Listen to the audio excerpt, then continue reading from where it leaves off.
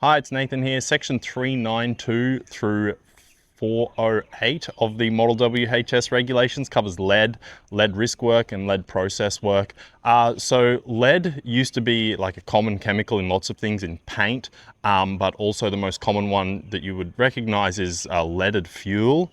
So it was eventually banned, and that's why we have unleaded fuel now. The reason lead is banned is primarily it has a whole range of health effects, but the main one is it's a neurotoxin, so it damages your brain, permanent brain damage.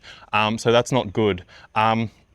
So these sections of the regulations cover lead work and lead process work. So process is like where we're doing something, and then lead risk work is where lead process work is like where we're doing something, processing, grinding, sanding, removing, processing. And then lead risk work is where we may be exposed beyond the threshold, or our blood levels of lead will be beyond the safe level.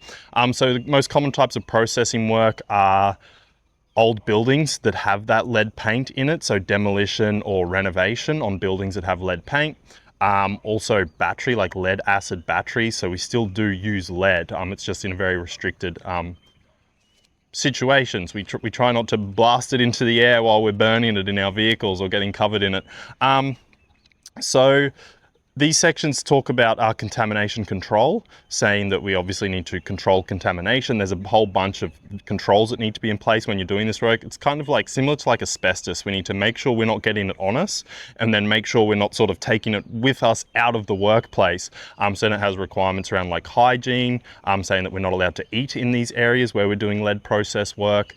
Any contaminated PPE needs to be disposed of, which is very similar to like asbestos, but in asbestos you either dispose of it or you can clean it.